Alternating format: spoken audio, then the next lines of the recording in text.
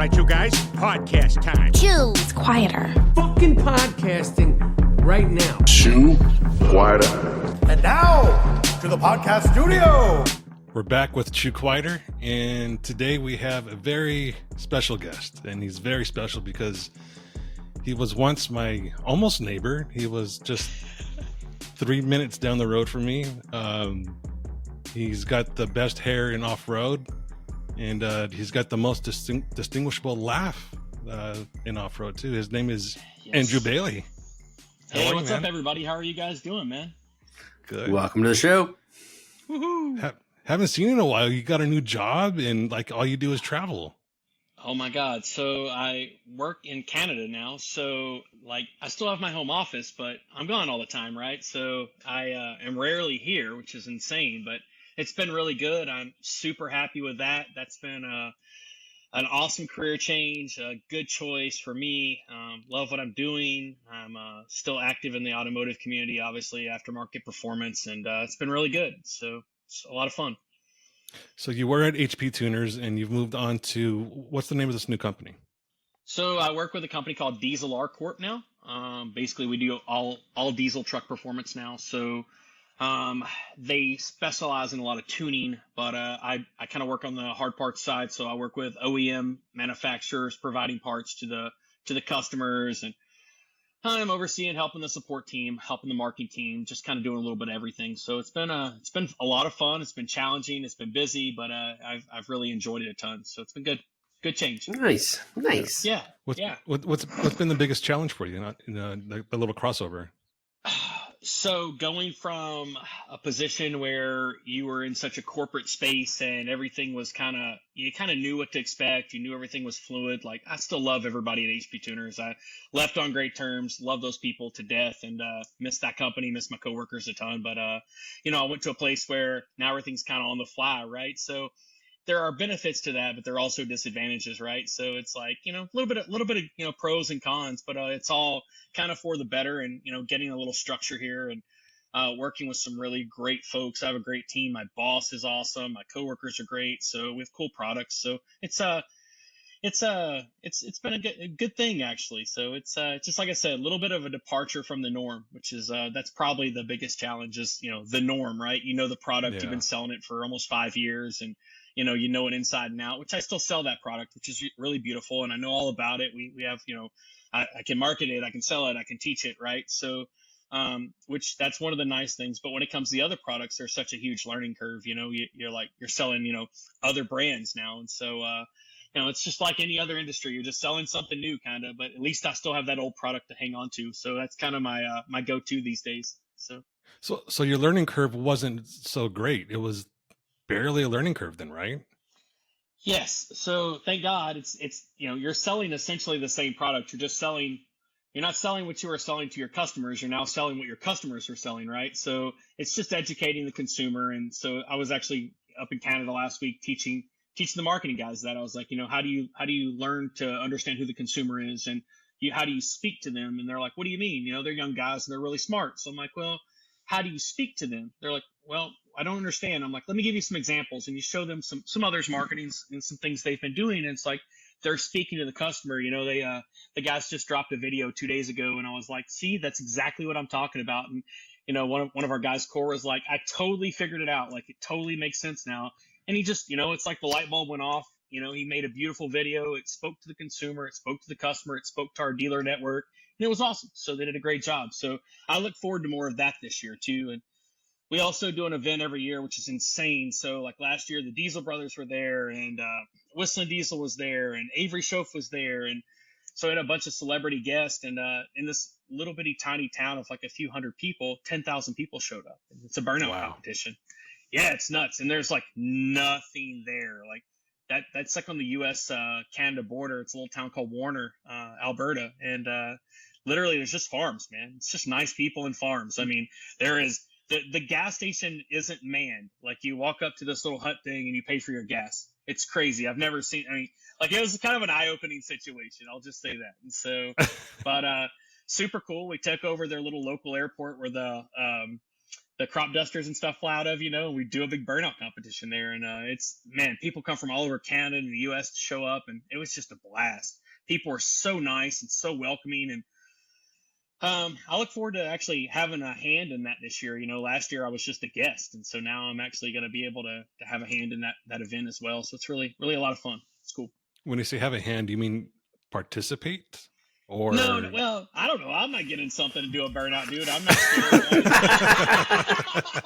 I mean, if somebody gives me the opportunity, I'm not going to turn that down, right? But no, it would be more just the planning and the execution of the events and stuff. Because, I have a lot of background in that, right? So, I've thrown large events and concerts and festivals and things over the years. And so I will be able to bring a ton to the table there. And I'm really excited about, sharing my knowledge with everybody else, because our team is all really young, but they're all on fire, man. So it's like, we get all jaded as we get older. We're like, fuck this, fuck that, right? And so, can we say fuck? Is that okay?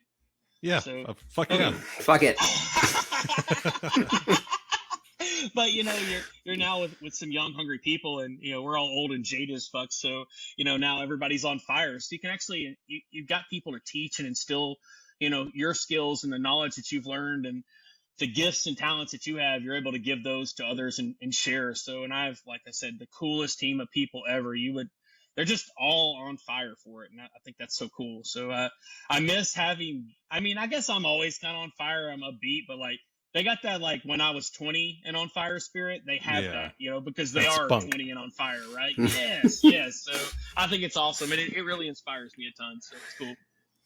So we Nice. already discussed kind of like the crossover between old product and what you're doing now with the new product. Yeah. What's it like though working with Canadians? Because I've heard their attitude is completely different from what the U.S. attitude is in the corporate world. So, all right, couple of things here, right? So they're like the nicest people on earth. So let me first say that, and that's the truth. Like Canadians are like super freaking nice. But there are just a few differences. So like we purchased another company this last year. And so our main business is a storefront. They have, a shop. They work on vehicles. They do general repair. They do performance, right? And then we also sell, calibrations. And so people will actually drive 30 hours to come to that shop. So if you sell to another shop, they're like, I don't want to, push your brand because somebody may want to come to your shop. I'm like, what? Somebody's not going to drive 30 hours, right? And they're like, oh, hell yeah, they will. And I'm like, that's like baffling to me. But I mean, it's just because it's so sparsely populated as a country. You have your large cities, obviously, but people will literally drive 30 hours to come push your shop. So, we own another company, and so a lot of people want to push that brand, and that's great. I got no issues there, right? That's a cool thing as well. And because they don't own a shop, obviously, but that's one of those really weird things to me. I don't understand it, but beautiful country. I look forward. I'm actually going to go up there for the summer and spend the summer there and just use that as my hub to work out of. And I'm actually looking forward to that because I really, really enjoy that country. British Columbia is super beautiful, and Alberta is as well. But Alberta's like it's their version of Texas. Does that make sense? Like Great Plains, there's mountains in the background. People are like hardworking farmers and oil rig folks, man. They're just normal dudes like you or I, man. And it's their version of Texas, and those people are fucking cool, man. They got it all figured out. They're not, they're not missing anything. So, is that the west coast of Canada? It's kind of the western middle part of Canada, like above Idaho and Montana and the Dakotas and stuff like that. So it's like I said, it's their Great Plains. And then once you cross the Rockies, you get to their west coast, which is British Columbia. So it's a little bit different over there, but it's gorgeous because it is just untouched. The Rockies are gorgeous there. They're beautiful, more beautiful than the Colorado Rockies, like 1,000 times more. Yeah. And they got like Banff and all these other places. So it's cool, man. It's if you've never been, it's worth a visit. I'll tell you that for sure. So are you taking the wife with you, or she's hanging back? No, I'm going to take her and the pups with me, man, actually. So nice. So she gets to experience that a little bit. So the plan is maybe to spend some time in Vancouver, which is British Columbia, just above Seattle, and then going over to Kelowna. Yeah. So, and just kind of checking it all out. So I'm excited. And for me, it's like shorter flights, less international travel, not so much craziness. You know what I'm saying? So. Mm-hmm. So speaking of the pups, you're a new fur dad. Oh yeah, I got two. Yeah, they're awesome little dogs. I've seen pictures. Haven't yet met them Yes, yet. I I'd know. invite them over, but my dog is somewhat of an asshole, as you know, and I don't want him to be snapping at them because they're adorable dogs. So I need to get my dog in check before I have your dogs over here.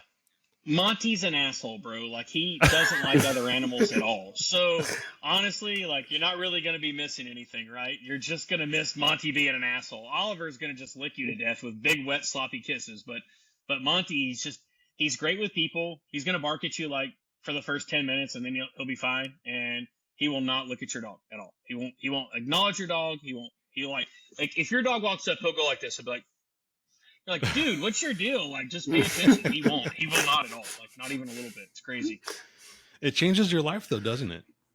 Man, you know me. Like, I've always been on the road for as long as both of you guys have known me. When you were in your former position, Armando, and I was on the road doing shows and stuff, and owning a shop, and even my last position, always on the road. But now, like, you really miss your dogs a lot. It's the strangest thing, man. You're like, God, I want to get back home to those little furry fuckers. And when you open the door, they're barking for like 10 minutes and they're jumping up and down. Oliver can jump like this high, and I'm 6'3", guys.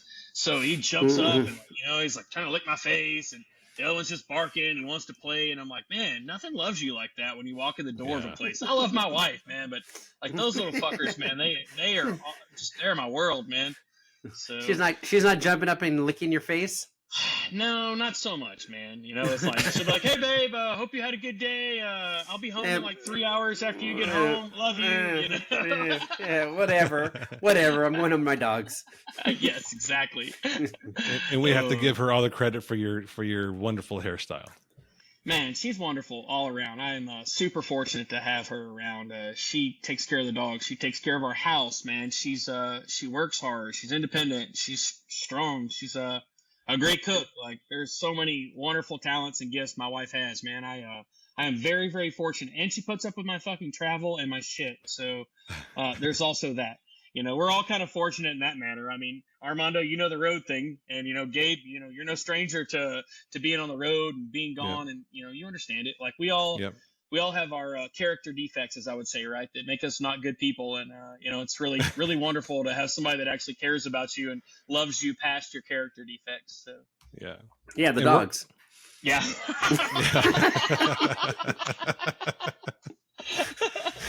Oh, true. And true. And we're lucky because our wives are friends also. So yes. They hang out even when we're not there. And unfortunately, that it's been a few times that they've hung out and we're not there. But I'd hate to think what they're talking about behind our backs.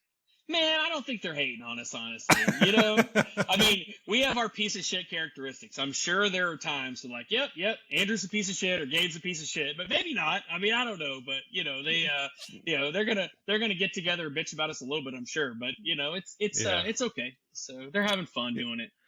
Yeah, Jennifer's probably like, does your husband also take a shit and just leave stains on the toilet?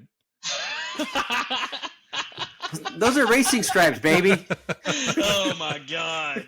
That's the newest fad on HGTV. I love it. Oh. No, it's you're right though. I was gone one time, and our old dog was sick. Flex was sick. He had cancer, and when I came back from my last trip. He was happy to see me, and then he took a really bad turn for the worst, and we had to put him down the next week. And I wholeheartedly think he kind of waited for me to get home to say goodbye. So yeah, you're right. Dogs have that thing where they're just, they're happy to see you when they see you. They're super appreciative of everything that you're doing for them. So dogs just completely change your whole outlook on life. And of course, when he passed. It changed my outlook on life too. And I said, I'm probably not going to travel as much anymore because it kind of hurt, Of course. I wanted to make sure I couldn't even imagine, man. Right. Like, yeah. So yeah, that's one reason why I dialed it back quite a bit in the last few years. For one, because I wanted to make sure that we had this house and it was furnished and it was, all the projects that we wanted to do were done. And that way later on, I can go away if I need to and not have to worry about shit. I'm in the middle of this project. I can't leave. You know what I mean? So Yeah. I Yeah, wanted my to make house sure all is my ducks were in half a row. full of projects right now that need to be finished that, I've not finished, My wife redid she refinished the coffee bar, and the doors are just laying in front of it. She's like, "Hey, will you throw those hinges on?" I was like, "Yeah, I'll get right on that." I've been home like, 3 days or something, haven't touched them. I'm like, I'm such a half-ass. So just one thing after another. So Yeah. Well, I remember you were talking about you're still using HP tuner stuff. And Yep. recently I just I was kind of involved with the latest project with Flex Rocks and Rollovers. Yeah. And I Yeah. saw you tuning a Jeep using HP tuner stuff.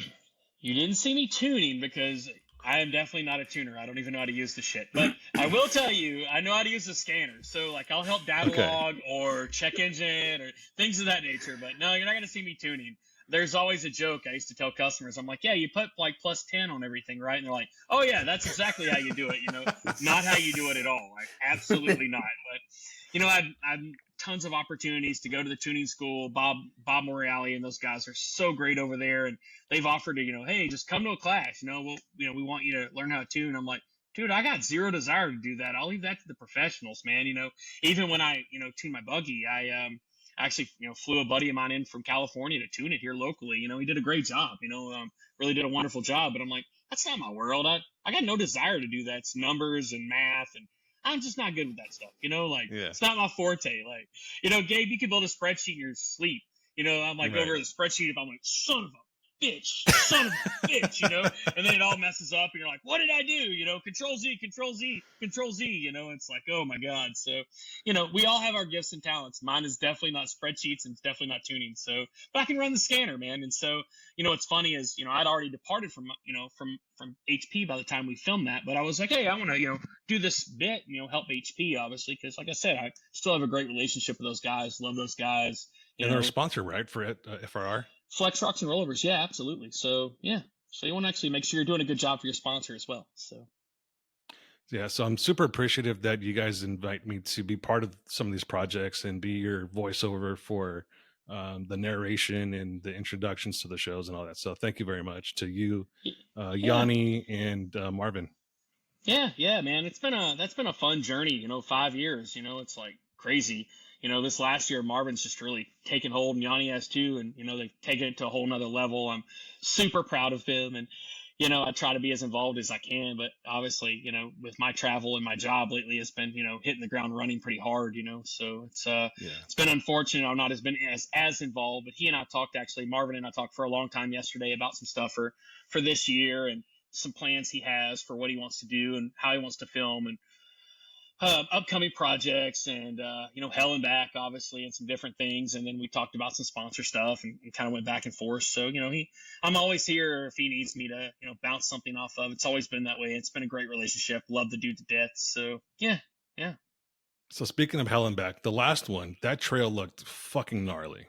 Like I don't think I've ever even seen anything like that on camera anywhere. It was super duper short overall. Like, I think the dude that morning walked down in like 21 minutes or something, and but it's just insane. And the craziest part about that whole thing, because we've all been wheeling, right? That was a fucked up trail, like super hard, crazy. Nobody broke anything but the freaking axle shaft, like in the beginning. Like, we didn't really have any other major breakages except for the sector shaft broke on the boys' Jeep, and then on Rory's Jeep, he broke a tie rod end or something at the very end there, and he had to weld it back up.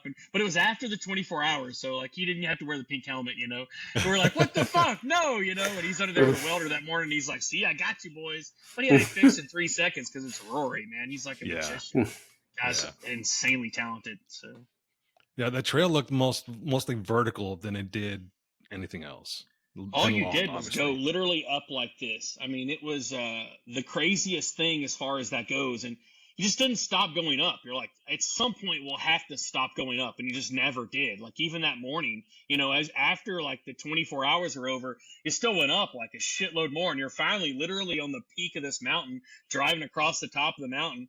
And I was so tired, and I walked that whole trail just about, except for the very, very end.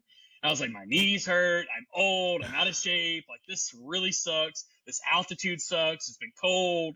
I'm like, oh my God. So Marvin's like, you have to walk down. I was like, I'm just going to ride it like literally on the top of the back of the Jeepster.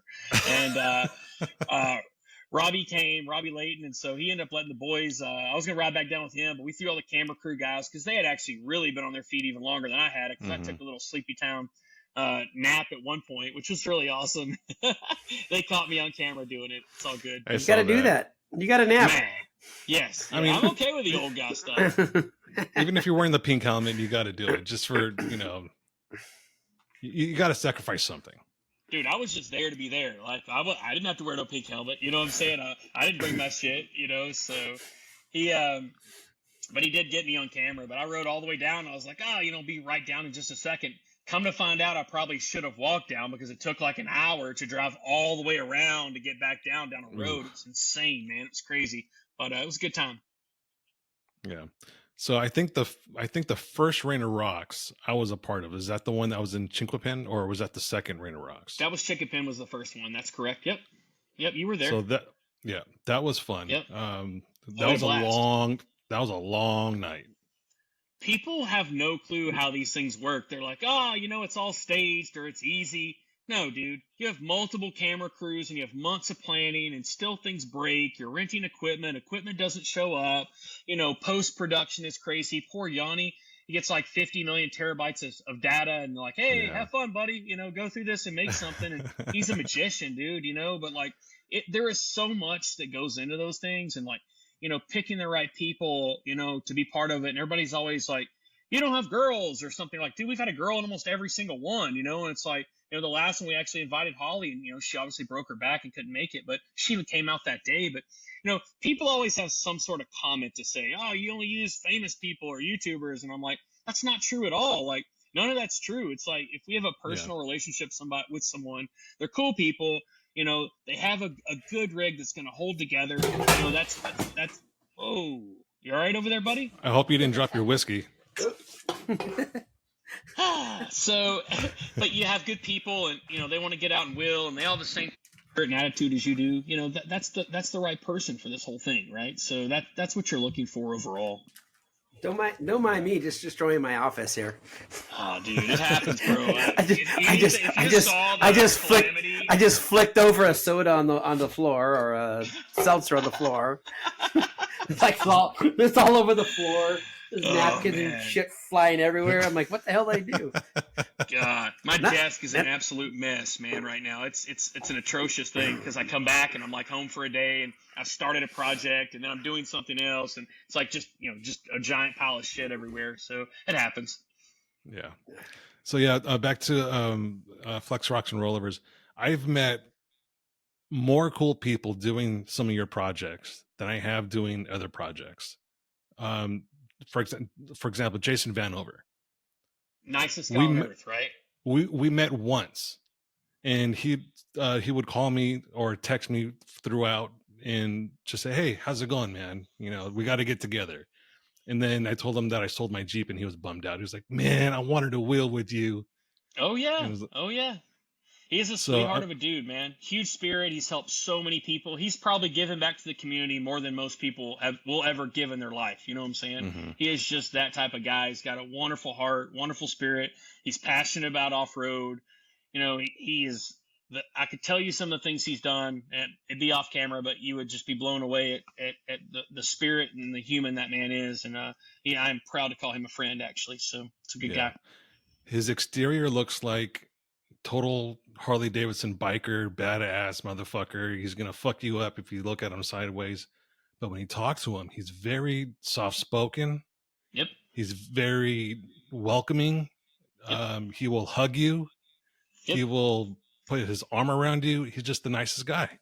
Yep. That's the type of person you're looking for, right? Like, you wouldn't just approach that guy in a normal scenario. You're like, fuck, I ain't touching that guy. I ain't talking to the guy. He's gonna beat my ass, right? But he is the biggest teddy bear and largest heart of anyone I know, probably. So yeah, absolutely. Yeah.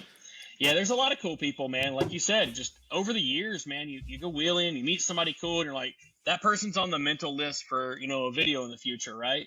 Marvin's always like, who would you pick, And it's like each and every time, you have a little bit of input in this thing, and it's like, man, I would choose this person. And, he's like, why would you choose that person? And I'm like, well, because remember they did this, this, and this. He's like, oh, yeah. And I'm like, that person is a perfect fit, right? So you meet so many nice people in this community. And, there's some people here for good reasons, some people not, right? But we have been really fortunate to meet some really awesome people and, have actually some cool content out of it too. And people come out and they spend their time and their effort to push the rigs to the limit. There's a guy in Texas, Keith from Texas Complete.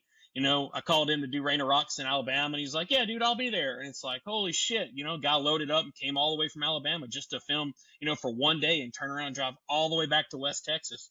And so, people don't think about the time and the contributions and the gas money and, rolling and destroying the rig, coming out to put on a show. And, it's much appreciated, dude, because, all that content, you share it with the world, and you share it with people who are, passionate about what we are passionate about and the things we enjoy and like to be part of, the spirit of that.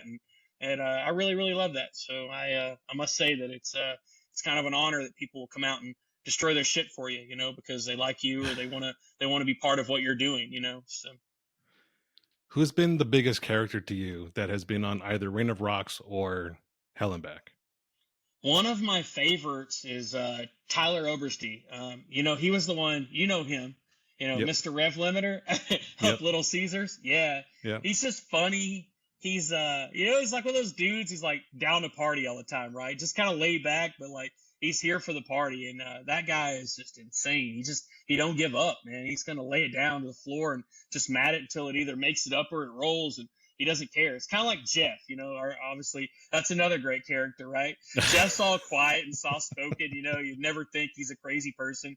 Then he has like 3 or 4 beers, throws a cigarette in the mouth and rolls his buggy 18 times and, keeps rolling it over. I remember we were at Gold Mountain one weekend and Tommy Ford is like, hey man, put him on live, put him on a live. And, it's like, Jeff, just hit it harder one more time. If you roll your buggy, I'll change the hood on it. I'll buy you a new hood.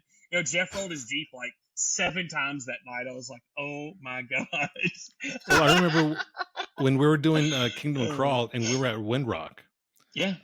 We had an XJ that had broke, I think he had broke like almost everything on the front axle.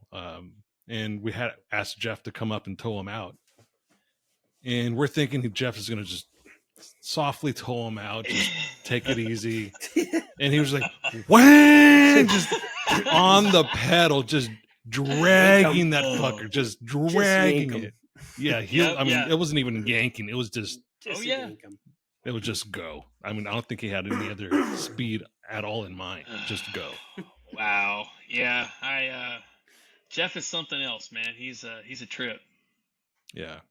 He's quite the businessman too. Oh yeah, king of the pizza, man.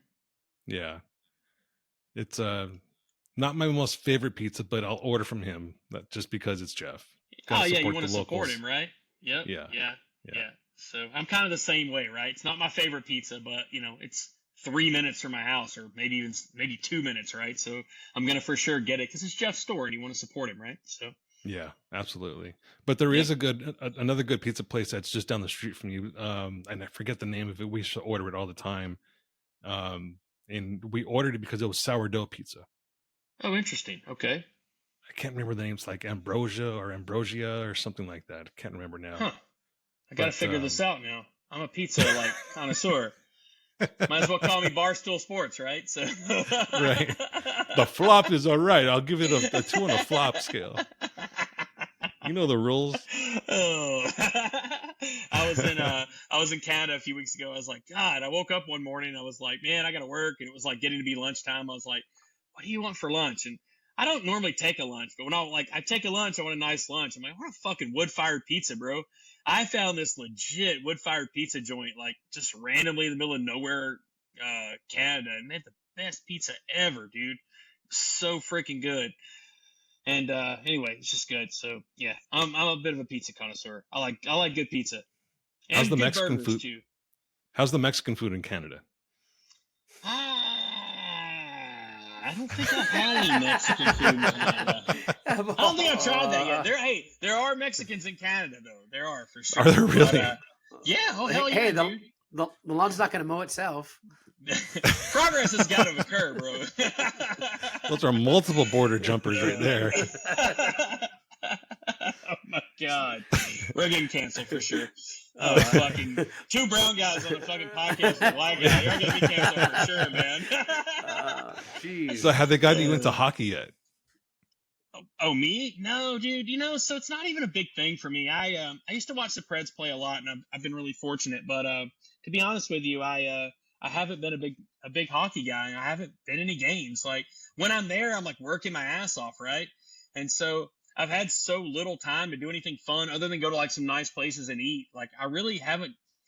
Okay, so before I started my job, I went up for Tournament Burnham, which is our event up there, and that weekend Neil took me and some other friends of mine side by side riding in the Rockies, which was super cool. And that was awesome. But other than that, I haven't done anything what I would call fun in Canada. And it's kind of lame, but like you said, you're up there for work. You just, I don't have time. I have weekends and stuff, but like usually I'm so fucking tired. I just crash out in my hotel room through the weekend, right? And then just move on because I'm like, dude, I'm dead. I can't do it. Like I'm brain dead. And lately it's been too fucking cold. Like I got up there 2 weeks ago. And my boss was like, you sure you want to come? And I'm like, yeah, dude, I have shit to do. Like, I've got to come. He's like, no, it's going to be really cold. And I'm like, yeah, how fucking cold can it be? Yeah. So I landed in Calgary at like 9:30 on a Sunday night, right? I walk outside the airport, and I literally cross the road to go to the rental car place. And it was like I took the heaviest bong hit ever in my life. My lungs were on fire. I'm coughing. I'm like, I'm like, what the fuck is going on? It was negative 46.5. Oh. Yeah. So then I proceed to walk into Avis, and like I said, I travel a lot, so I have status like everywhere, right? So I'm in the Avis President's Club line. The Avis line has like 20 people in it, right? And the lady's like, "Are you actually President's Club?" And I'm like, "Yeah." She's like, "Are you Mr. Bailey?" And I was like, "Absolutely." She's like, "We've been waiting on you." She's like, "We got a car to give you, and then we can call it a night." And I'm like, "What about those people?" And she's like, "Oh yeah, they're not getting cars tonight." I'm like, "Why?" She's like, "You're getting an upgrade." And I'm like, "Okay, what's up?" And she's like, "You have the last car that will actually start." I'm like, "What do you mean? Like, can you just put a jump box on it?" She's like, "No, they're not starting. It's that cold." She's like, "I'm actually not sure your car is going to start." And I was like, Oh, shit. That shit should have been running already. Bro, my foot was so cold when I went to drive to the hotel. It was like a 16-minute drive to the hotel. I thought I had fucking frostbite, man. My foot just burned uncontrollably, and there's no heat in the car. The heated seat's all you got. I mean, the heat's on, but it's so cold the heat won't work. I mean, I'm in an Audi Q7 SUV. Like, I'm not in a shitbox. I'm not in a fucking Mitsubishi Mirage or something, right? Like, I'm in a nice luxury car, and this shit, like, won't get warm at all. Like, not at all. So I proceeded to spend the week up there. It snowed here. There was hardly any snow on the ground there. And then one day it just started snowing. And it didn't fucking stop for 3 days. And there was 2 extra feet of snow on the ground. And every day your car had this much fucking snow on it. And you had to go clean that off in negative 30 degrees, negative 32 degrees. Dude, there's no fucking way I would live up there in the winter. Just, it's not possible. Like, I'm not built for that. So working with diesels in that cold weather, how do you actually work with the cold weather and having to work with diesels? I mean, I don't know. I don't work on diesels. I mean, there's a shop, like if a truck needs to go in for like a service or repair or something, it comes in and they'll let it sit there for a little bit and it'll warm up. But those dudes are built for it, man. They'll put their hands on that cold ass shit. Like, can you imagine your hand being freezing? You're like, turn a wrench and your knuckle just slams against the front of something when it's frozen. Like an engine block or an intake or something. No, dude, that would be it for me. I'd be like, yeah, this job is not for me. I quit. Fuck this shit, bro. I'm a pussy. I'm sorry. Well, as you know, it snowed here on MLK Day, and the next morning it was minus 10 degrees. I don't know if you were here for that or not. No, I was in Canada at negative 46 and a half. So yeah.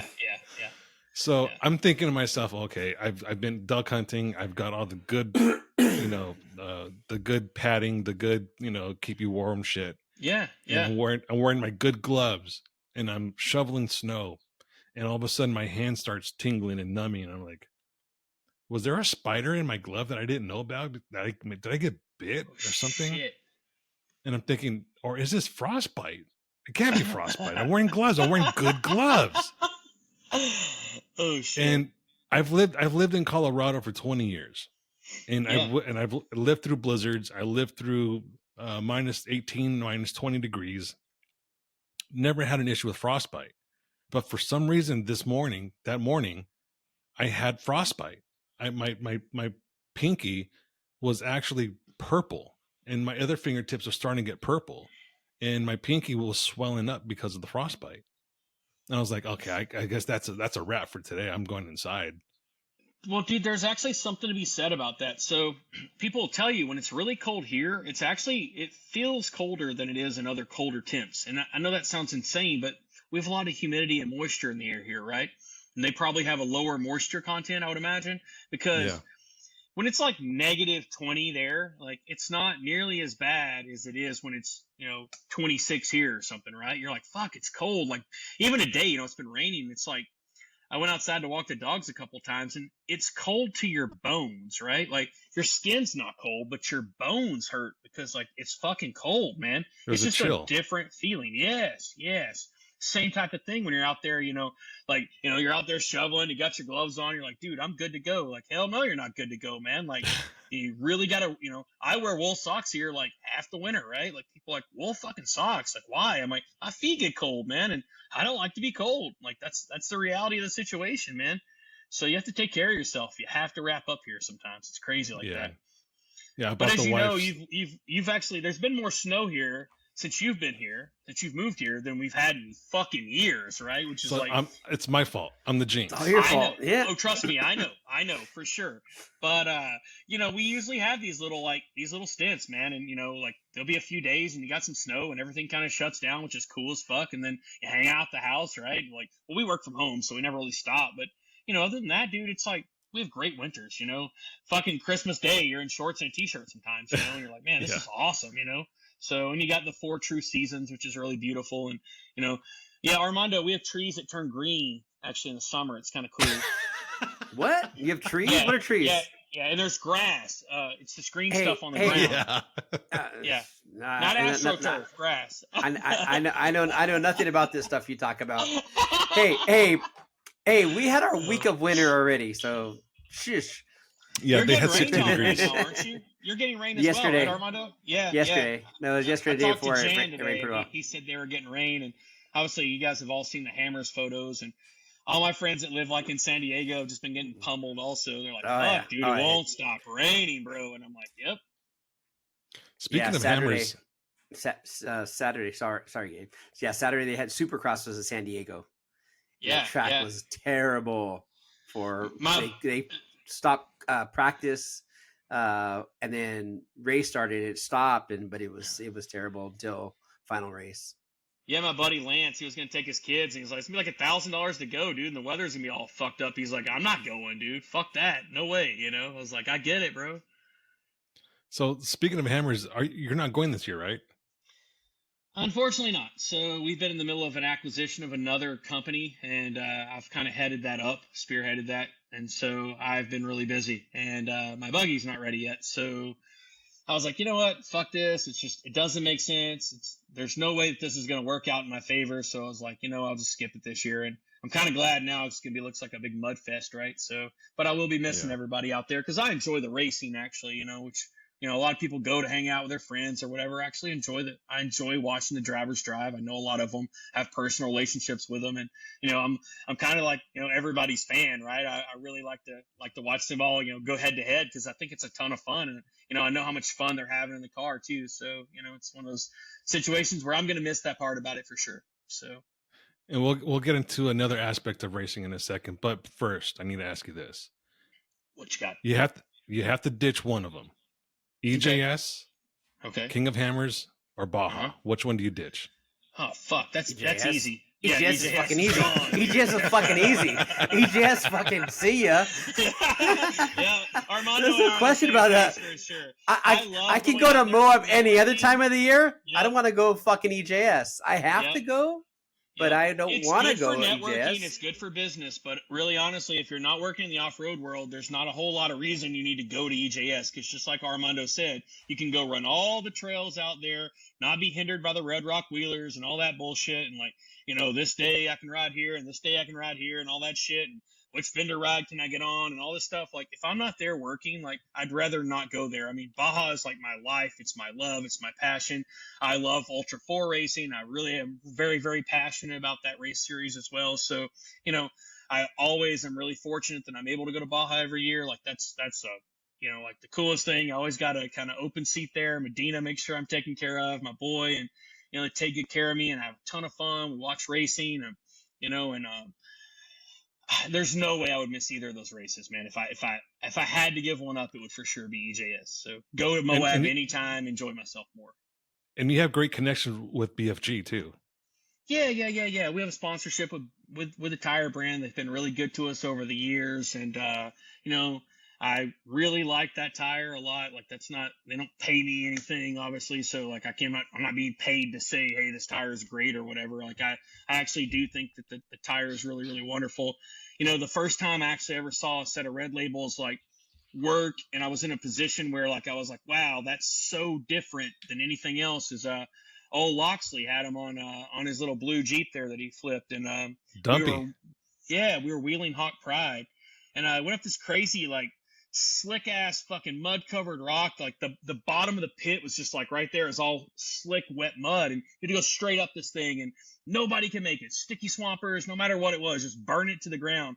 And he went up there, man, like 2 rotations, the thing's hooked, and they just pulled. And it was like, man, it's crazy how tire technology works, and how many great tires are out there on the market, and they all have their needs, and they all suit different people for different things. So I was like, that's the tire for me, and I want to actually run that tire one day. And luckily I'm really fortunate to have a wonderful relationship with them where they provide me with tires. But I've that's the tire I want to run if I had to. It's like, if I had another tire I would want to run, would probably be, because where we live is probably just a sticky swamper, obviously. But I'm super happy with BFGs. I haven't had any issues to make me consider or want to change tires. I mean, I've run a lot of stickies over the years. I've tried the Maxxis. I've tried the Mickey Thompsons. I've had a set of the Procom stickies. I've had the BFGs. I've ran the Goodyears before. Like, I've ran quite a few of the different stickies on the market. And, that's really, for me and my driving style and my rigs, like, it seems to be the best tire for me. Yeah. So speaking of Loxley, were you with him when he rolled that thing on Pritchett? Yes, I was very much so there.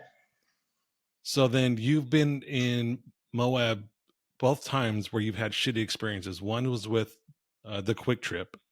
Yes. And then Loxley. Yes. And they were both I've experienced both of those. And they were both very long nights. Yes. The funny thing about the Loxley situation, it was our first time in Moab all together. And, we're on a trail we'd never done before. And we leave Pritchett, and it's dark. You can't see anything. We're following what we think's fucking taillights of somebody else. And, we're super lost, and, end up being, I end up towing him because, Brent and Rob were pretty much running out of gas. So they left, and, they're like, hey, you and Jeff tow him. I was like, okay. So I just start towing Loxley, and I didn't stop. I mean, I'm climbing anything. Like, I could see, and, it's just killing my Jeep. Just, you hear the transmission. I'm like, oh, fuck, this is going to really suck. And, it's dark. It's literally pitch black. And, I pull up, and I'm like, where'd the fucking trail go? I got a spotlight out. I'm looking. And I look up, I'm like, oh, fuck. And it happened to be high dive, right? And I'm like, I'm not driving up that. Well, I'd never been over there before, right? So you made a wrong I didn't turn. know you could just go around, right? But I'm like, just to the right. Yeah, me and Matt are just looking. I'm like, it is pitch ass black, right? You can't see anything. So I'm like, he's basically in tears, man. He's like, fuck it, we're leaving in here. I don't care anymore. And I'm like, all right. And I'm the only person that had heat in the Jeep, right? So everybody else is freezing. So Jeff literally lays in between my tire and the headers of my Jeep. Matt's in my passenger seat. I'm in the driver's seat. Everybody's cold, and they're all tripping out. So it's a wild situation that night. And that's the the stuff that life's made of, and that's all those memories that you always have. And that was kind of the end of Loxley and off-roading for the longest time. So just to give everyone a little bit of a backstory, I think it was his first time in Moab too, right? I think so as well. And he just took off the full coverage of that Jeep. Yeah, and spent a fortune. He went up on the Jeep too. he went up rock pile, and he just sent it, and he hit the bottom lip of rock pile, and it just went end over. Yeah, it literally went up like this and just flipped. I mean, it just went straight up and just straight back. I mean, it didn't roll back. It literally straight up and went in the air and then went and then it rolled over. It was hard, and then it just rolled over. Gas. The scariest part about the whole situation was the oh my God, why's my brain not? The rollover valve. Thank you. My brain is not working today. It's been a long day. Sorry, guys. The rollover valve wasn't working, so it was literally pouring gas all over him. And at that point, I was just fearful that my friend was going to combust and die in front of me. He's trying to get out, and everything was just weird, right? Like it was, when you're in a situation like that, you're not in panic mode, but it's all uncomfortable, right? For everybody. And you're nervous and you don't know if he's okay. Luckily, he grabbed his axle helmet and put it on his head right before he attempted that obstacle. And I'm so thankful for that moment, because he would have been really hurt badly. It would have been a really, really bad situation. Already trying to get him out of there when his 14-bolt tube looked like a U. And that was crazy. His front axle was broken. He broke the output shaft on his transfer case, on front and rear. He tried to start the engine. He poked a hole through the oil pan. The rod poked a hole through the oil pan immediately. Like everything that could have tore up on that Jeep, literally everything broke right there. And you're taking a Jeep out of there that is so broken, and you're just dragging something that's so torn up. Like there's no experience like that you could even imagine that it would go that bad just by flopping, right? Like, it flop, we'll flip it back over and start it back up. No, dude, the whole fucking thing broke, like in every way, form, or fashion. You're trying to tow it up over rock pile, trying to tow it up out of the boat ramp. You're trying to get it out of there. I mean, it was wild, man. It was a very long day and night, just like the quick trip, but even worse because the scenario was much worse. So yeah, well, so the quick trip was crazy just because there were so many unfortunate events that happened. First, Chris had a steering issue, which caused everything to kind of go haywire in the first place. Yep. So during the rescue attempt, Marvin and Troy, their Jeep started having issues. Marvin had electrical issues, and Troy had a fuel pickup issue. Yep.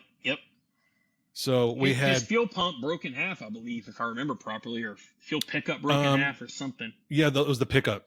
Yeah. So we had 2 rigs that were out trying to get out of Golden Spike to help get a new part for Chris. Both of those rigs were just down.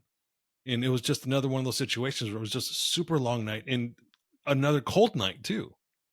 Oh, yeah, absolutely. It was a super cold night. And, it's funny. I got to get out of there a little bit, obviously, right? Like, this Jeep drives over the hill and it's flashing lights and honking. And Marvin's like, do you know this guy? I'm like, that's fucking Sean. Yes, yes, help, and, we're blasting ass out of there. But it's just a long way down, a long way back up. And you're getting parts and trying to grab food for people who are starving because, we just expected a quick trip, right? So yeah, it was a strange bit of circumstances there. Yeah. So the funniest part about Loxley breaking was we're all back at our Airbnb, and we had a huge house that week. Yeah, and, nice one. Yeah, nice one. Yeah, and we're all having fun. We're all drinking, and I think Matt was pretty much drunk at the time, and he's laughing like he's having a good time at this point. He's forgotten about his Jeep breaking, and he's laughing. All of a sudden his phone rings and he looks at his phone and it's his wife. And he went from joyous, happy, jubilant to, oh, fuck. Oh, yeah. In like 0.01 seconds. Oh, yeah. And she didn't really know what happened even for a long period of time, even until we were all together. Like, was that 2 years later or something, and we're all you were coming to Nashville to visit. I was visiting. And we were sitting across from each other, and Brent's like, "Yeah, he broke this, and he broke this, and he broke this, and he broke this," and like you can see Matt's face, and you can see her face, and she's getting angrier, and Matt's just like every second he says something like, else is broken. He can't say shut the fuck up, right? I think he's trying to kick Brent on the table, and Brent's like, "What? I didn't know, and I'm like, "Oh my god." His wife didn't know any of this stuff, right? It's like she's so fucking pissed. I'm sure that had to bring up a nightmare, right?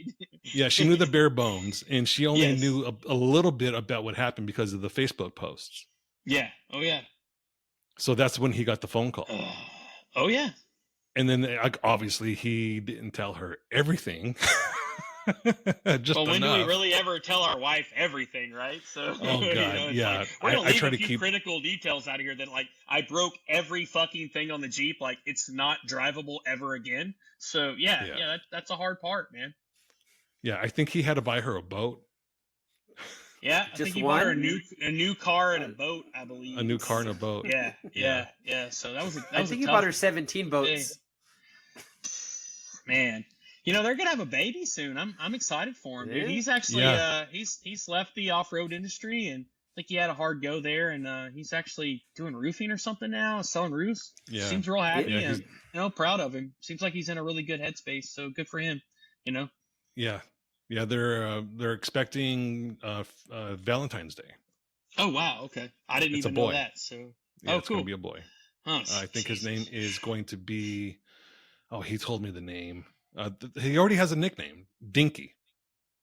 Dinky, huh? Okay. Yeah, so I guess Dinky is a family nickname that comes down from either his grandfather or his great-grandfather. Okay. And it's obviously just a nickname, but that's already going to be his nickname. Did they see the ultrasound? They saw the ultrasound and came up with Dinky? Right. Matt was jealous. I'm actually a little concerned. I don't know if Jeff or Rob have figured this out yet, or maybe even Sully, and so I'm a little bit scared about what they're going to do to Matt in the group message once they find this information out. So it's going to be wonderful. About Dinky or his little dick? Dinky. Everybody probably has an idea that Matt has a micro penis. So. Oh yeah. Oh no. I'm in a group chat with Matt, and I remind him of his microphallus all the time. I'm sure, and I think that's pretty wonderful of you to do that. So he gets a pretty hard time in our group message as well. So I try to leave him alone. You know, he already has a hard enough time. You know. So the other thing that I always remind him of is him losing his socks. And I don't know if you ever remember the story or saw the episode, but in Kingdom Crawl, we're in South Dakota, and we're scouting a trail, Kong, which is one of the hardest trails in South Dakota in the Black Hills. And we're just scouting it, and we're walking. By the way, Josh Huntley tells us, it's just a quick walk down this trail. And this quick walk ended up being like an hour long. Oh God! It was a hike. So we get down to the bottom of the trail. Matt says, "Oh fuck, I have to take a shit." I'm like, "Don't know what to tell you, man. We're all walking. There's no rigs here." And he's like, "I have to go." And it was already peeking out like, "Hello." Oh boy. So he takes a walk into the bushes, and he comes back without socks. Hey man, you got to do what you got to do, right? You know, socks are just as good as toilet paper. That's currency, man. So. Yeah, I mean they got to be pretty soft too. So, but after that hike, they had to have been a little wet. Hey, if you're ever off-roading with Brent, though, he always has wet wipes and he has good shitter paper, man. I must say, Brent is the king of carrying good shitter paper and good wet wipes. So, just don't share a room with that motherfucker. He snores like a fucking freight train. He does snore, yes. Marvin does too, though. Marvin's a big snorer, man. He'll hurt you. I snore as well, but man, bro, whew. Yeah, we'll do hell and back sometimes. Marvin's like, "Oh, we split the hotel room." I'm like, "Hell no, we won't be splitting the hotel room. I need at least a little bit of sleep before I'm up for 24 hours, bro. There's been too many times where I've been burned by that. Love you to death, bro, but you snore like a fucking freight train, son. Oh my god. Yeah, Brent's a big one too, and if he drinks, he snores really loud, exceptionally loud. So yeah, I had a room next to Brent and Rob in South Dakota. Oh fuck, they both snore loud. And Rob does that thing where he gets up in the middle of the night or whatever too. So that's God, a whole nother thing. So on the trip that we had in Colorado, Brent and Rob were sharing a room also, and I guess during their trip out to Colorado, Rob woke up in the middle of the night, and he either thought something was going on or tried to rescue somebody, but he picked up Brent out of bed to try to rescue him, like something was going on. Oh yeah, he wasn't awake, but he was like, it's like that's his version of like a sleepwalk. Sleepwalking from the war or whatever, right? Like, oh hell yeah, dude, yeah, he does some weird things when he sleeps sometimes. So after I heard that story, we're all sharing a KOA in Buena Vista because we're going to run Carnage Canyon. Yeah, and so we're at the KOA. We're all sharing this huge cabin, and Rob has his AR with him. And he has it just hanging on the bedpost. And I'm thinking, this is not going to be fucking good. I'm like, Rob, I know you have it on safety, but just please make sure it's on safety. And I had my own, I don't want to say my own room, but it was kind of like just adjacent from the other bunks. And I hear him get up at the middle of the night and start talking. I'm like, oh, fuck, oh, fuck, oh, fuck. I don't know what's going to happen next. Yeah, I don't know what's going to happen next, but oh, fuck. Oh, shit. Taliban. You're like, oh, fuck, here we go. Get down. I've got you all. Like, Gabe's like, no, different brown guy. He's like Strawberry from that movie Up in Smoke. I'm Taco Brown, not Turban Brown. Yeah. Shit, bro. Whew. Oh, man. But you're right. Brent does have the good shit, because when we're at Windrock, I had a little issue where I had to take a really bad shit at night. We're at night trying to rescue that XJ. Oh shit. And I'm like holding my stomach. I'm like, I'm trying to hold it. I can't hold it anymore. Does anyone have anything? Brent's like, oh, hell yeah, man. I got some right here. Go ahead. It's just right in that bag. It should be right on top. He's a fucking bag or a bin for everything. Dude be thinking about stuff, man. It's like, even his trailer is like, if you can't find what you need to fix a problem in that trailer, you're fucked, dude. There's nobody can help you. He's got spare bearings, kingpin parts, axle shafts. Like, he's always like the most prepared dude on the trail. It's always really a wonderful thing when he was wheeling with us, man, to be able to go out with him and enjoy that, you know. So yeah. I'm starting to think I'm kind of a jinx, because I was also with you at Windrock when you had broke an output shaft, and it got really late. I broke actually an outer axle shaft. What happened was you know, it's funny. My old Jeep was set up for 40s and lived on 40s all its life, and it probably had a pretty good life. It come from New Mexico, man, like in the prime wheeling, like over where Lauren Healy lives and stuff. Farmington. And so. You know, that's the good wheeling spot, man. People are hard on shit. And I put those 42 red labels on that bitch, dude. And as soon as it did no traction like that until it met those fucking axle shaft, bro. And it just ripped that bitch right off. Snapped that outer axle shaft, the stub shaft. And that was a pretty long night, because that rail trail is no joke. We've had terrible luck on that trail. I mean, I've lost brake lines and all kinds of just weird shit have happened to me on that trail. But I love that trail. It's a ton of fun. It's a hell of a good challenge, especially after it's rained. And then Marvin's steering box fucked up that same night.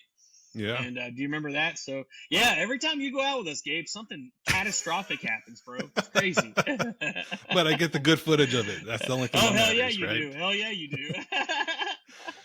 But I remember also that same night, we weren't there, but we saw all the emergency vehicles heading up the trail because some knucklehead was...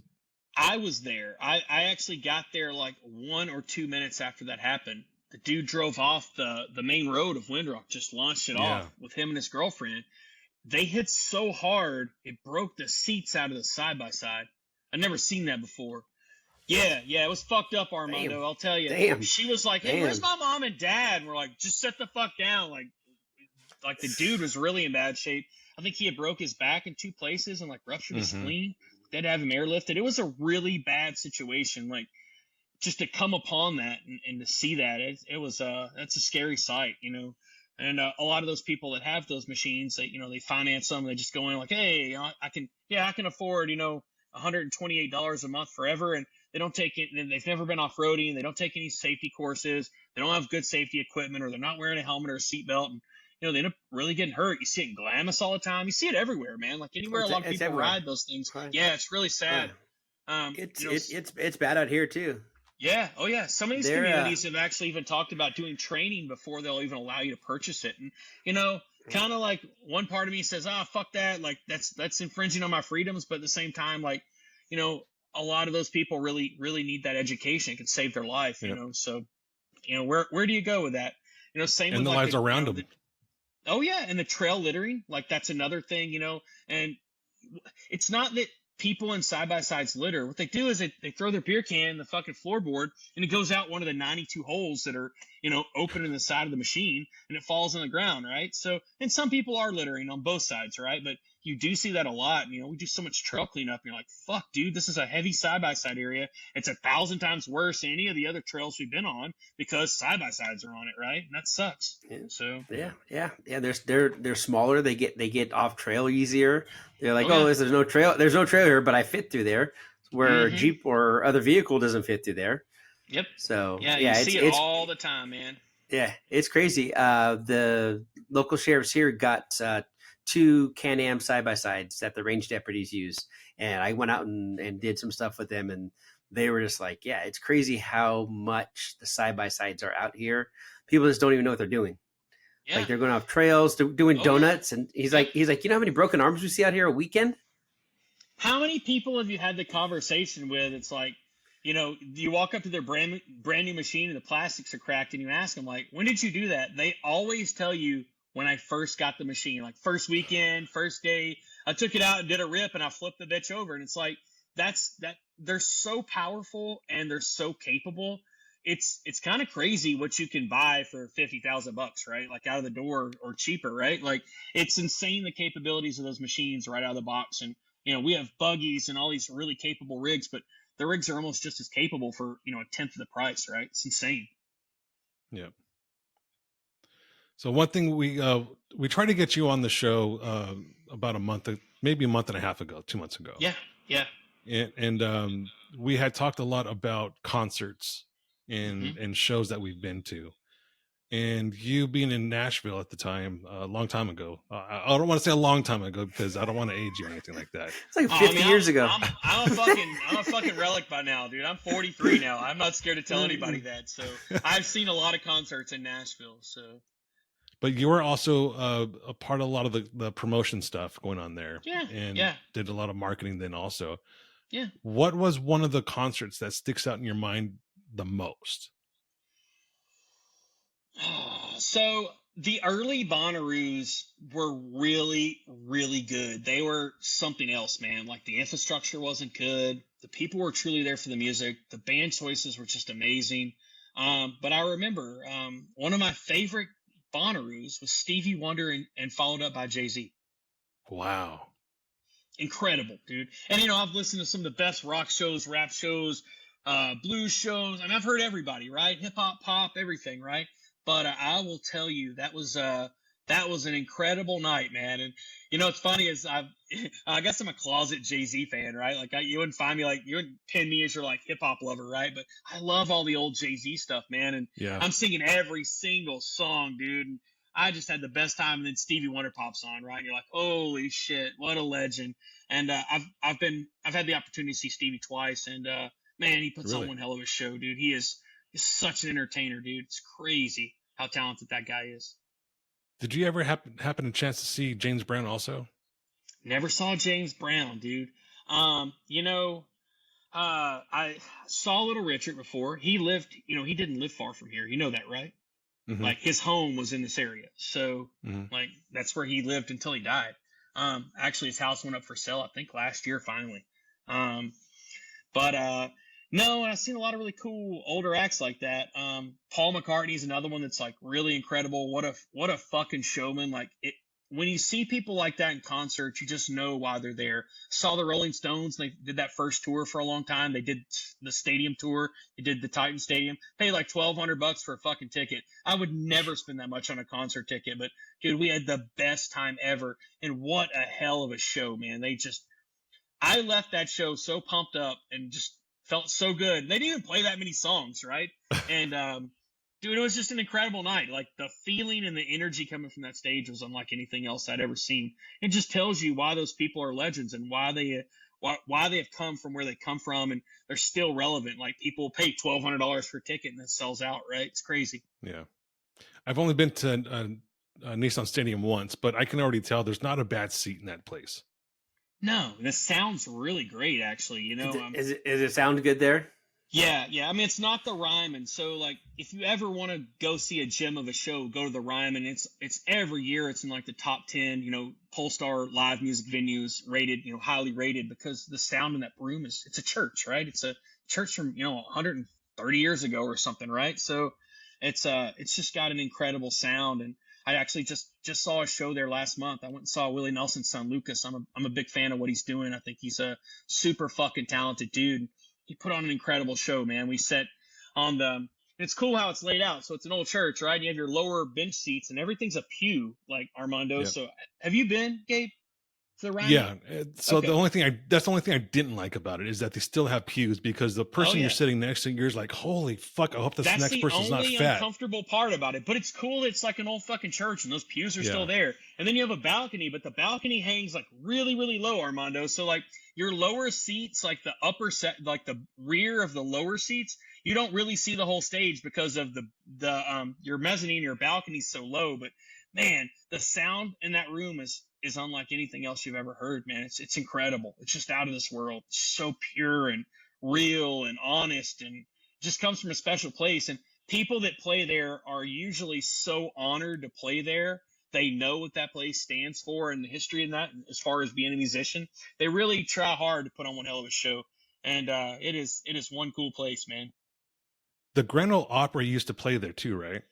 That's where it originated. So when you go to the Opry House, which is over by the Opryland Hotel, and you go and look at the stage, the center is like a really old piece of refinished hardwood flooring, right?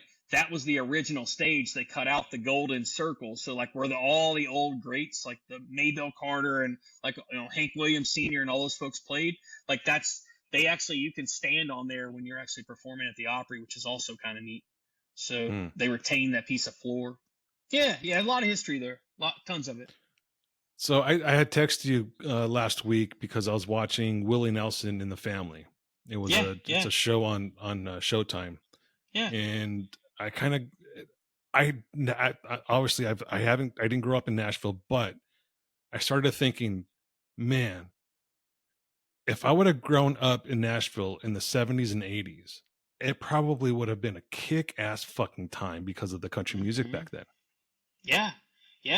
I mean, even history, like even if you go back further than that, like, so out where my shop is in Madison, like all those dudes, like a lot of them lived out that way. They lived on Gallatin Road all the way to Hendersonville, right? Even in the early days, like, Johnny Cash and all those guys moved a little further out. But, if you were more wealthy, you lived even closer. Like up by my shop, like the Colonel's house, which was Elvis's manager, they just tore it down to build a car wash a couple of years ago, which was kind of sad, and it was still there to this day, right on Gallatin Road.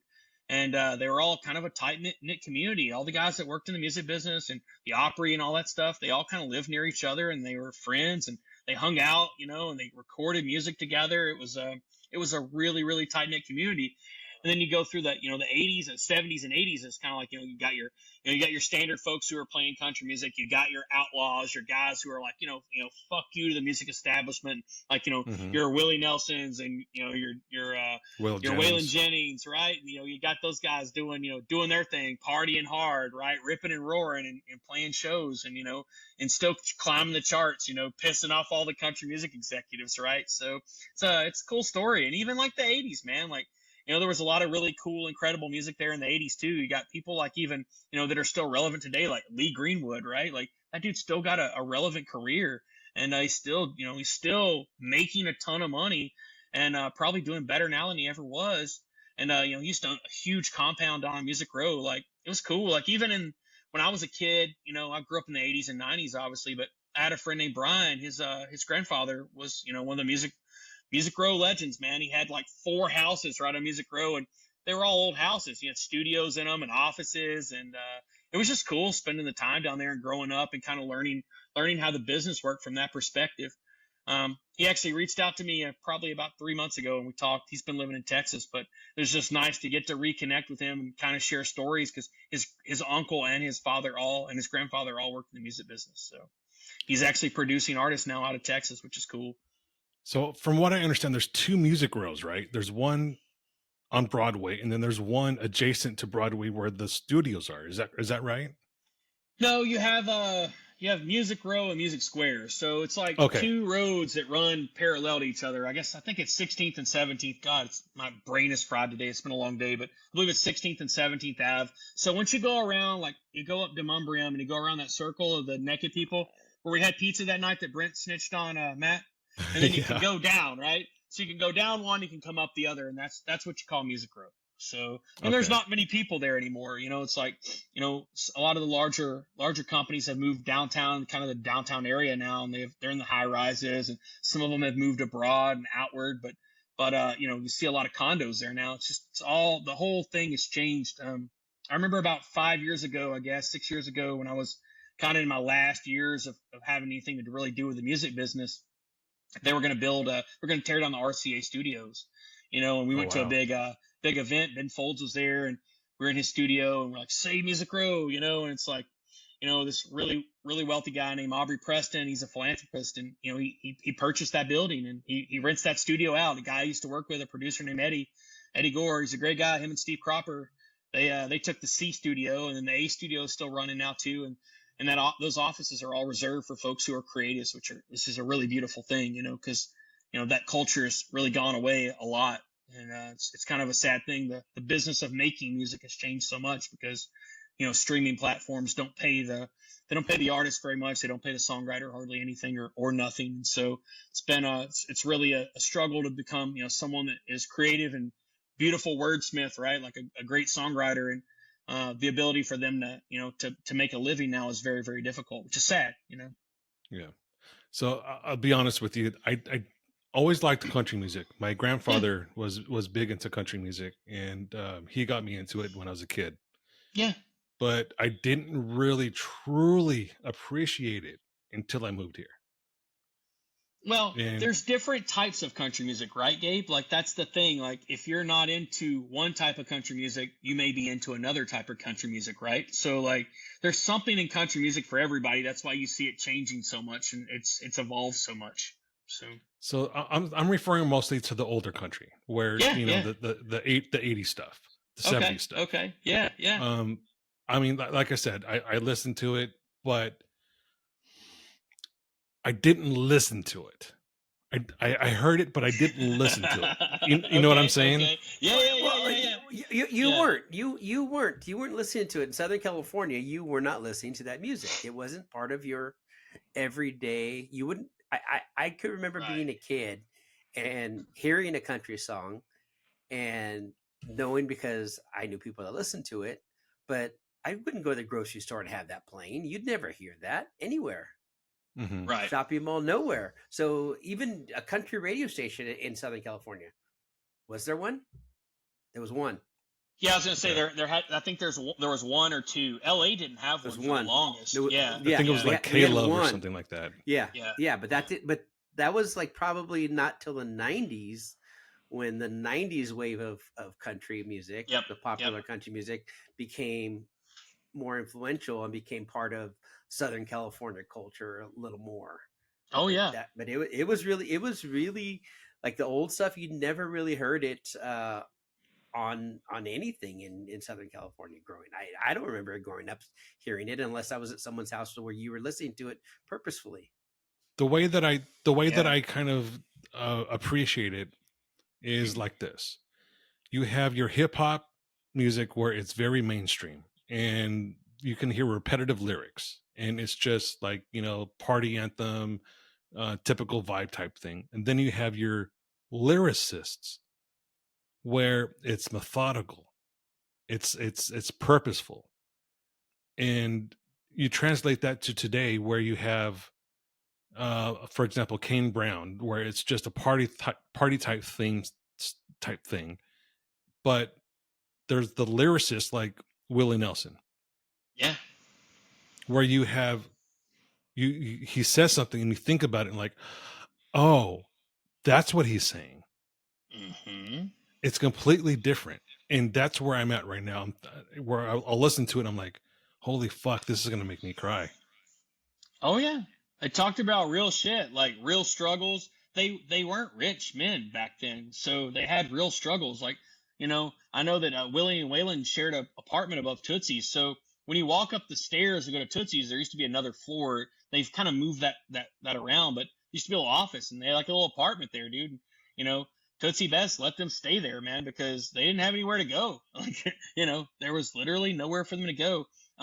They also shared an apartment, I think, off of over kind of near the fairgrounds kind of area, I guess is the easiest way to Wedgwood kind of 8th Avenue area. They kind of shared an apartment over there at one point in time. And I know a little bit of the history about that, but those guys, they all like 3 or 4, like popped up in a little apartment together and just, were broke as hell and just tried to make ends meet, man, for the longest. And you're like, oh, these guys are ultimately, famous and, they've made millions of dollars, and they all struggled a lot in their early years, and they could have taken a lot easier route, especially Willie. And he just took the really harder route because he wanted to do it his way. And Waylon did the same thing. They just wanted these clean cut, good looking dudes, and these kind of hippie ass looking biker dudes are rolling out, talking about, fuck the establishment, let's roll, right? And so it's crazy to say they overcame and they made it, and the establishment had to love them, and now they're like a national treasure, right? It's like Johnny Cash or or even Willie, like obviously Johnny Cash is. I was actually watching his last show on YouTube about 2 weeks ago. Randomly, it just came up in my YouTube feed, and I was like, shit. And, they wheeled him in a wheelchair.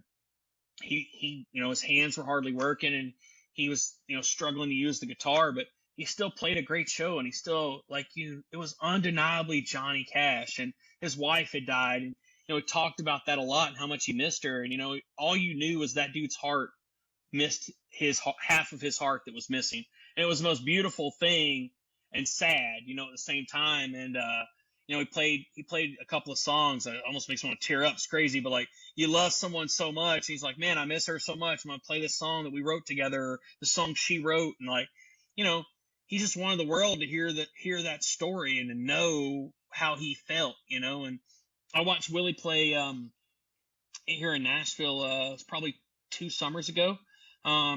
There's kind of a or an old rock quarry that's out on 840, where 840 and 65 meets, like First Bank Amphitheater. And we saw him play, and man, he's fucking old, dude. He fucked up like the first half of the entire show. I mean, it was crazy. I was like, God, this is terrible. But he came alive, and it was Willie. It was like, I can't say this show sucked, because it didn't, but it was a fucked up first half of the show, right? It was so weird. Like, this guy was like, who the fuck is letting him play guitar still, bro? Like, he was like, he's trying. I'm like, maybe he's stoned out of his mind, or maybe he's just fucking old, dude. That's what it is. Yeah, he still wants to let the world hear his gift, dude, because he's so talented, man. And Willie's other son, I believe his name is Jacob. I can't remember. I think it's Jacob. But Jacob was playing guitar with him, and it was Willie Nelson and family, right? And I was kind of actually excited. I was like, fuck yeah, Lucas is going to be here, because I think Lucas is like a reincarnation of his father, man. He is like, he's a spitting image. He looks like him. He sounds like him. He has that same beautiful tone in his voice. He is such a wonderful songwriter. And he is one hell of a talented guitarist. And the dude fucking rips too, man. He can slay the guitar. It's so awesome. So anyway, we didn't get to see him, but David Allan Coe opened up for him, which was fucking awesome. And so that was cool. And so it was one hell of a show for sure. That's for sure. Man, I think I might have to check out a Lucas Wilson show, just because you're the second person that has said that he is almost the spitting image of Willie. And I've never seen Willie out live. Any YouTube of him, even like find a really cool music channel or like a 4K video, with like good sound on YouTube. And, like, throw your speakers in or throw your good headphones in and just actually listen. Like, close your eyes and listen, dude. You'll be blown away at the quality of his music. He is definitely his father. He's got some cool shit going on. Yeah. Dolly Parton had mentioned in an interview that she remembers going down 40 from Knoxville with Willie Nelson. And in the time that he that they were traveling from Knoxville to Nashville. He wrote 2 songs and smoked almost a half an ounce of weed. I'm sure. You know, there's a song that Toby Keith wrote with a guy named Dean Dillon, who's another really famous songwriter. It's he didn't Never write smoke weed with Willie. Yes. Never He smoke did weed with write that Willie song. again. Who was it? Scotty. Somebody wrote this song with him. I think it was Scotty. Can't think of his last name to save my life right now. But they're talking about when I was actually in college, I was in college for music business, and Toby came and spoke, and he was telling the story about he's like, oh, I heard all the fucking stories, and like, I went on the bus with this dude, and like, bro, like, it was the most insane thing I'd ever experienced in my life, and he's talking about it. He wrote this song about it. And the song is truth, man. So it's crazy. That song wasn't written to like normal, like, we'll put a boot in your ass, 'cause that's American way. Like, this isn't all that bullshit, like pandering to people. Like, this is like a legitimate song he wrote, and I'm like, shit, man, that's crazy. So, but that's the legend of Willie, man. I mean, everybody will tell you, dude, will tell you a story like that about Willie, dude. That's crazy. It's probably why he's lived so long. He smoked so much weed. Crazy. So Snoop Dogg said the same thing, that only Willie Nelson has smoked more weed than he has in one sitting. And I don't know if you remember, but I've told you about the time that I went to the Playboy Mansion party I was there with Snoop Dogg, and I was smoking pot with Snoop Dogg. Yep. And you know me, I used to. I mean, I haven't smoked pot for a while now, but I smoked a lot of pot. You know that. Yes, I do know that. So. And I smoked pot with Snoop Dogg at the Playboy Mansion, and that was the most stoned I have ever been. It was literally, we just finished rolling a blunt. We're breaking up pot for another blunt. While we're halfway through that blunt, we're already rolling up 2 other blunts for the next session, and it's just going like a train. That one's done. That one's ready. That one's done. That one's ready. That one's ready. That one's done. It was just one after another, and where we're in where the Playboy Mansion is, it's in the valley. Yeah, been there. And it's hot, and we were outside, and it was like 110-degree day that day. That day also was they were filming America's Next Top Model, so they had America's Next Top Model as the bartenders. And they were fucking stupid people, so they were only pouring vodkas. It was sponsored by a vodka company. Oh, Jesus, So on top of just smoking fucking blunts with Snoop Dogg, we were just getting hammered on vodka. So by the time I'm ready to leave, I walk out, and I'm waiting for the valet to bring the car around so we can go back to the hotel. I almost passed out. Were you dehydrated? Were you drunk? Were you stoned? Or were you all of the above? Yes. Yes. Yes. Exactly. Apparently, there's no cocaine at the Playboy Mansion, because you would have been fine. Oh, I wouldn't have done the cocaine anyway. At the Playboy Mansion, so it was just with the wrong people. I'm like, wait a minute, you gotta find the antidote. I don't know if I would have done the cocaine at the time, just because I don't know if. So in LA at the time, I don't know if anyone remembers this, but there was an issue with cocaine being laced with some other crazy shit. So I don't think I would have taken the cocaine at the time. If it was any other time, I would have done a lot of the cocaine too. Oh yeah, I'm sure. But what's funny is, like, even, talk about cocaine, like these days again, they're going back through that. You see like these groups of people dying because they buy cocaine together, and then they all do cocaine. They all die of like a fentanyl overdose, right? Right. Like, hell no, dude. There's not enough. There's nothing in this world that makes me want to die of a fentanyl overdose. You know what I'm saying? I would never want to do cocaine and be concerned about fentanyl. It's funny. I was talking to a person. I guess it's probably last summer or something. He's like, yeah, cocaine's easy. Like these days, I'm like, I wouldn't touch that shit with that fentanyl in it. He's like, oh no, the good dealers will sell you fentanyl test strips with your fucking cocaine. I'm like, oh my God. No, bro, no. We're like way past where it's okay at this point. Like, let me test my cocaine for fentanyl before I do my cocaine. Yeah, I'm out on that deal, bro. No way, no fucking way, man. No. So I was talking to a friend earlier this week about some edibles. And I guess he had got a piece of chocolate that had squares, and you tear off a square of the chocolate, and that's kind of your dose for that day or whatever it might be. And I started thinking, like, man, that kind of reminds me of high school when I used to buy sheets of acid. He's like, and he's the younger guy. So he's like, what do you mean sheets of acid? I'm like, yeah, we used to get sheets of acid where it was 100 squares on a sheet. Yep. And each square had some acid on it. He's like, really? I'm like, yeah. There was one time where I didn't know any better, and I took half a sheet at one time. And he was like, are you kidding me? Fuck, I hope my mom's not listening to this episode. Edit button. We're gonna see us like cut out, and then like we'll be like, let's see this again. And, like, what the fuck happened there? Nothing. I have never. Here's a weird like. I have never conversation. Yeah, this is the only time I have never smelled so many colors in my life. Yeah, I'm sure. You reset your brain at that point, though, for sure. Oh my God! Probably back to childhood, So what didn't help is someone had told us if you start Fantasia at this certain time with Pink Floyd The Wall, it will send you on another trip that you have never been on before. So I was like, okay, bet, let's do it. Yep. So I'm watching Fantasia with about a half a fucking sheet of acid in my system, drinking orange juice, smoking pot. And Fantasia comes on, and I'm just like, oh my God, I'm stuck. I'm like almost in the K-hole. Yes. And for those that don't know, a K-hole is just like ketamine, and you're just like, you're stuck on fucking stupid. You're fucking aware of everything that's going on around you, except for you can't do anything. It's the can't do anything about it. Yeah. Nothing, bro. Nothing. So yeah, and what really tripped me out is my friend, we're at his house, and he had these light switches that were heat sensitive, touched sensitive. Huh. And his parents were freaks. I think they were swingers, and they had mirrors on every wall in the living room. So we're watching Fantasia, the lights are off. All of a sudden the lights kick on, and we look in the mirror, obviously, and there's no one in the fucking room. And I'm like, oh my God, we got to get out of here. They're coming for us. So I fucking run outside, and I run outside straight into this fucking swimming pool.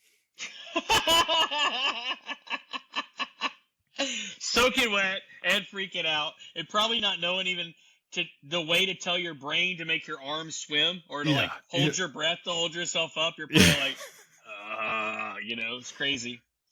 It was bad. I did a lot of drugs in high school. A lot. Too many drugs in high school. You have mentioned that a few times before. I don't regret it. It's just an experience, dude. I've done my fair share of crap in my life. Obviously, I don't even drink anymore. I haven't done anything since 2007, which is a long freaking time. It's crazy. So speaking of drinking, I remember when I told you that I had developed an alcohol allergy. Yeah. And I had stopped drinking because of that. Yeah. So Jennifer had bought us tickets to Nearest Green Distillery, which is just down the street. Yep. And I'm like, do you not remember that I have this allergy? And she's like, I forgot.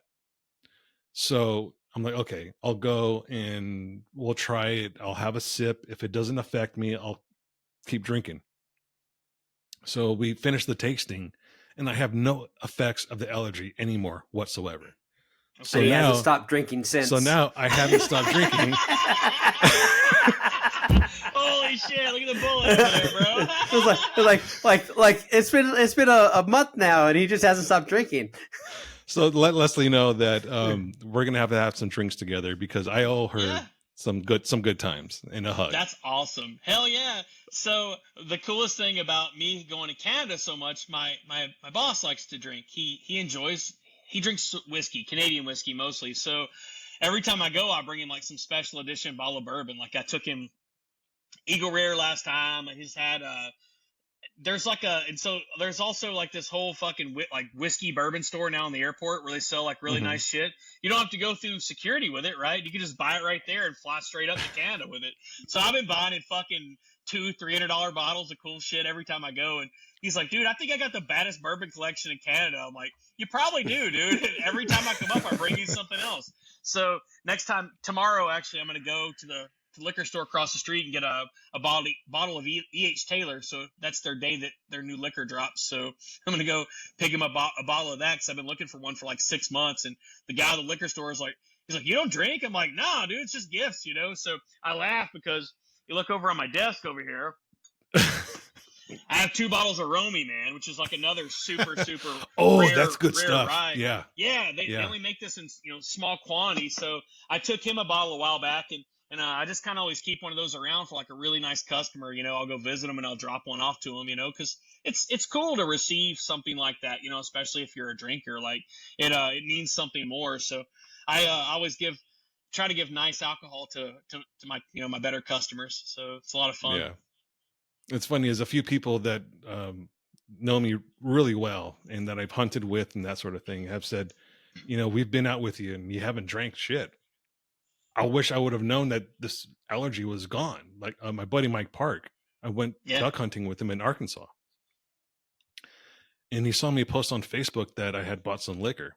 And he's like, I didn't know you drink. I'm like, I didn't know either until just recently this thing went away. So it was like, and he sends me pictures and text of his whiskey bar, bourbon bar, and he's got just bottles and bottles and bottles in a special room in his house for drinking bourbon and whiskey.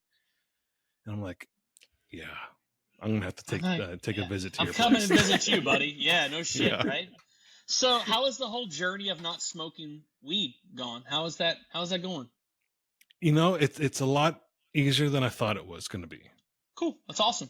I knew at one point you're like, I don't think I could live without this shit, bro. Like my life revolves around it, And when you told me you're like, I'm gonna take a break, and I was like, what the fuck? Are you all right, dude? Like, you got cancer or something? Like, what the fuck's going on here? Like you're Gabe. Like seriously. So I've kind of I've wanted to ask that question, but I haven't, And it's like, man, 'cause that's your personal journey. I'm like, hey, if you're okay with speaking about this, I'd love to hear about your journey. Like, Yeah. My dreams have gotten more intense though. They've gotten so crazy, like insanely crazy. I've talked about it before where I had a dream where, and I told Jennifer and she cracked the fuck up because she's black, obviously. But, and I say this because I had a dream. I was on a bus and Keanu Reeves was on the bus and Sandra Bullock and Rosa Parks. Is this like Speed for like, I don't know. I have no idea. But I'm gonna get canceled if I keep on. I'll let you continue on. Sorry. It's civil rights Speed.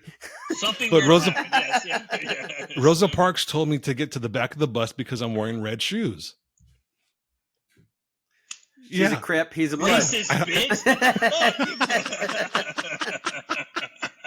Was she out with brown people or what? What's up with that? I have no idea. But it was just, I woke up kind of like, oh my God, that was such a weird dream that Rosa Parks would tell me to go to the back of the bus because I'm wearing red shoes and Sandra Bullock's driving the fucking bus. What's Keanu doing? He was just looking over her shoulder, just like in the movie. It was so bizarre. But I've had multiple dreams where they've just been so weird. And they're very vivid, and they're also very cinematic where there's different camera angles. So I'm almost like producing these dreams as a director of a film. Huh. I almost wonder if like you smoking weed was like repressing your brain's ability to have this level of like, because like obviously we know that dreams are like really deep sleep, right? And your brain's like resetting and functioning, right? So I wonder if like you were smoking weed, like that kind of almost repressed your ability to go to that deep of sleep or something. Like it relaxed you, but it wouldn't allow you to go to that level of sleep, It's interesting. Well, I've always had weird dreams, but not vivid to this extent. It's cool. It actually means your brain's like really, like you're really sleeping, dude. It's cool. Yeah. But on top of that, I've been working out. I haven't worked out this month because I've had an issue. I've had an intestinal issue that I need to get. I'm actually going to the doctor tomorrow to get checked out for more tests. But this issue that I'm having, it's affecting my breathing. So every time I take a deep breath, it hurts my lungs, basically. So I don't think it's very serious. It might just be a gallbladder that I have to get taken out. Yeah. Which is an outpatient procedure basically these days. Yeah. So once I had that figured out, I'm going to start working out again. I just can't really breathe the way that you would if you're doing a 90-minute workout. Yeah. So but yeah, I my dreams have just been more vivid since I stopped smoking, and ironically, since I started drinking, the nights that I am drinking, the dreams aren't there. Huh. That's even weirder. So it's like you're back to using the alcohol to repress that deep of sleep, right? So you're not getting the level of deep sleep like you would be getting, in a normal your body's not being affected by any substance, right? Like, that's really interesting. Yeah. I don't understand it. I don't get it. But the days that I do have some drinks before bed, I don't mind, because the dreams prevent me from sleeping well, because I will wake up and be like, and start to analyze them. It'll be 3 a.m. and I'm analyzing this fucking dream, and I won't go back to sleep. Yeah, but with the dreams being that vivid, it would mean that your body is actually resting better, in my opinion. Like, you may be more tired, but for some reason, like, it doesn't. I believe when you're dreaming like heavily like that, it means you're like in a really deep level of sleep. And that's what your body always really needs to hit. Like, I don't dream at all, which is terrible. Like, that's an awful thing. Like, I have maybe one dream a year. Like, it's very, everybody's like, no, you're still dreaming. I'm like, I just don't think I sleep that well. You know what I'm saying? So, like, I bought a nice mattress, like, I have a fucking Tempur-Pedic. Like, I've got Caroloa fucking sheets, Caroloa pillows. Like, I've got the nicest shit you can buy, but I don't dream very often, So, I would attribute that to not sleeping deep. The funniest one, though. I don't either. You don't? Really? Okay. No. But I also don't dream very much, but I sleep very well. It's because you're taking edibles. Because I get an edible. But that's back to the whole Gabe thing, right? Like, you feel like you're sleeping well, or you attribute that to sleeping for a longer period of time. But if we're not dreaming, I don't believe we're actually sleeping as well as we could be sleeping. So yeah. I believe that's the way that's supposed to be, is like, that's an indicator that you're sleeping like a really deep level of sleep. Now, somebody that's like a sleeping professional is going to be like, you stupid fuck, you don't know what you're talking about. But I believe that's the truth. Actually, I think I read that somewhere or watched a documentary on that or something at some point in time. So the funniest one, and we've talked about it on the podcast before, is I had a dream that Lamb Chop, Lamb Chop, like Michael a little Wilkinson. Oh, okay. Oh, yeah. Oh, lamb chop. Yeah, fuck yeah, of course I know. I thought you were talking about like the little like fucking animal or whatever. I was like, yeah, the fucking lamb thing. No, of course I know lamb chop. Yeah, he loves to touch my hair, run his hands through it and breathe heavily on my neck right in this area and kiss me here. It's the strangest thing, but I love him. He's a good guy. So and he does blacksmithing sometimes, and he made me a kitchen knife, a chopper. And I had a dream that he was on the TV show Forged in Fire. Oh yeah. You're familiar with that show? Oh, absolutely. Yeah. And on this show, he was just cussing up a storm. He was on coke. He was drunk. He made it to the final round. He finished early. The video crew's following him around because he finished early, and he's just doing coke. He's smoking blunts. He's drinking. Nice. And he won. Well, so obviously, cocaine, what you just told me was cocaine makes blacksmithing far easier, and you're a far superior blacksmith if you're doing cocaine. Is that correct? Yes, 100%. Yeah. 100%. That. So I've been doing a long-term study, actually, and come to find out, my thought process here is that cocaine must make everything better, right? Is that the idea there, right? You have to be better at everything on cocaine, apparently. So Scarface would tell you that. Maybe we're not figuring it out. Like, maybe we are doing it wrong, by not doing drugs. Like, we should maybe all just start doing massive amounts of cocaine or something. So, what were some of the funny names that you used as code for cocaine? Bro, it's been a long time. Remember? I don't know. Fuck, I don't know, dude. It's been too long of a day for my brain to go back that far in time. So, we used to call it the Bobby D. Oh, jeez, man. No, God. Yeah. White girl, all that shit. Like, God, there's so many fucking, that thing. Yayo. Fucking, Yayo. Oh, my God. Yeah. So, you're going to wake my brain up from like a certain deep sleep of shit in my mind. God, no. You're going to have shitty dreams tonight. I would dream about doing it. The one night a year. Here's your one night a year. Shitty dreams. Number one. Great. So, thanks, Gabe. Bring up cocaine memories. Jeez. Look, we've kept you long enough. I told you we'd only be an hour, so we'll go ahead and wrap it up here. I appreciate you coming on the show with us and talking, and, bringing up some old memories and talking music and off road and catching up with what's going on with you right now. So thank you. Thanks, man. Anytime. I appreciate you guys having me on. If you need anything, I'm always happy to come back and chat it up with you boys. So. Oh hell yeah! Thank you, brother. All right. Tell the wife guys. I said hi. I will, absolutely. Likewise. Right, see you. Bye, guys.